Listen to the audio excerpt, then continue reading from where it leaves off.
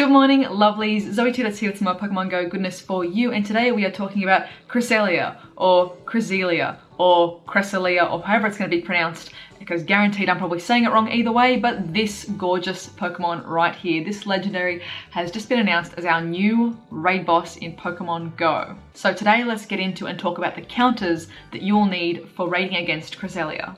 Cresselia is a psychic type Pokemon, which means it is going to be weak to ghost, dark, and bug type Pokemon, which is really good. We actually have a whole stack of ghost, dark, and bug type Pokemon that are really usable against this Pokemon. So, I mean, just recently we had the massive raid day for Gengar. So Gengar is going to be one of the great counters towards Cresselia. But first of all, let's jump into Cresselia and its moves that it's going to have in Pokemon Go. So even though it is a pure psychic type, it is going to have a combination of psychic, ice, and fairy type moves. The fast moves being Confusion and Psycho Cut, and the charge moves being Aurora Beam, Moonblast, and Future Sight. So there's a few things we need to look out for what it's going to be super effective against. Now unfortunately, some of the best counters are going to be weak to particular moves from Cresselia. So first of all, as I just mentioned before, Gengar is going to be a great counter against Cresselia being a ghost type with either Lick and Shadow Ball or Shadow Claw Shadow Ball. Either of those are perfectly fine. However, it is going to be weak to Cresselia's psychic type moves. If Cresselia has a psychic type charge move, it will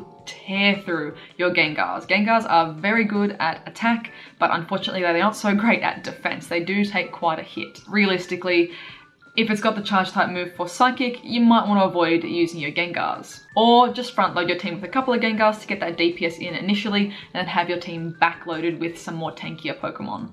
Up next would be something with dark type moves such as Tyranitar, which is going to be using Bite and Crunch. Again, a really good and strong combo moveset there. However, Tyranitar is going to be weak to the fairy type charge moves. Keep an eye out. We'll start as these raids roll out determining, typically you can tell what charge moves a raid boss will have by what is auto-suggested as a party. And generally what is auto-suggested isn't what is super effective necessarily against the raid Pokemon, it's what is going to be super effective at resisting the charge moves of the raid Pokemon. So we'll start to get a trend and see if it's, suggesting certain Pokemon that might be resistant to fairy. We'll get an idea that, hey, this one probably has a fairy type charge move. We should use our other team to versus Cresselia.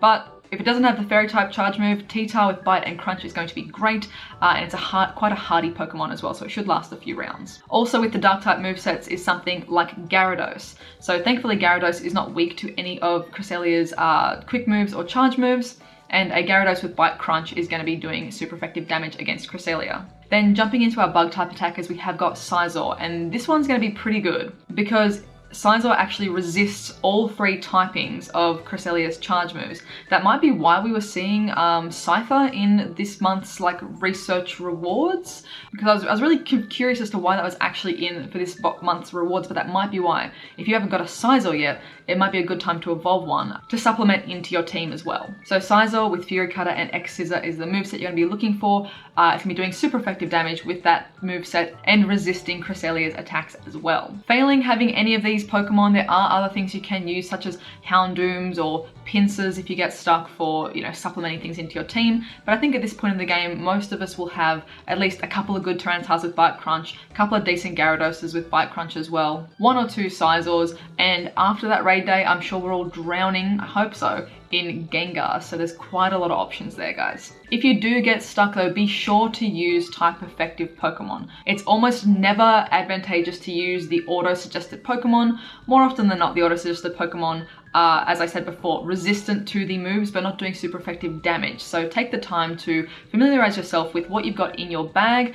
Generally, even something that is weaker in CP but is type effective in attack will still outperform something that is just auto recommended with a high level. So keep your eye out for super effective damage on this one. For me personally, I'll probably make two teams and just try and test out and see how much my team gets destroyed essentially by Cresselia. So I'll probably front load my team with 2 or 3 Gengars to get that super effective, really fast DPS out as quick as I can for when I'm versing it without the psychic type charge move, and then follow that up with the Tyranitar's Gyarados. I really want to actually check how Scizor holds up in terms defensively, so I'm going to do a couple of teams as well where I have Scizor in the front as well, just to see how long it lasts, being that it is resistant. And probably if I'm versing a Cresselia with Psychic type as the charge, I'll probably front load with Tyranitars, just skip the Gengars altogether because they will just get wiped out and I'll be spending resources essentially to revive them. And then follow that up with any additional, I think I do have 6 Bite Crunch Tyranitars, so that should keep me out of trouble.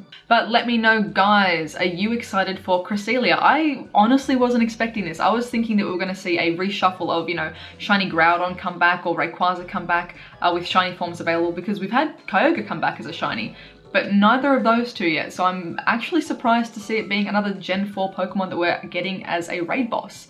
I honestly thought Giratina was going to be like the little teaser because it fit in with the Halloween, you know, branding and things like that so well.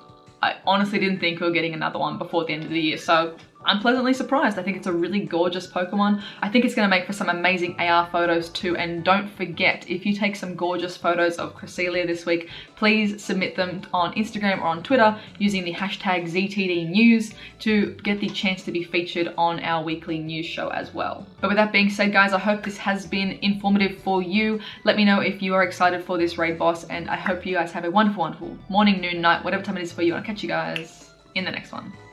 Bye.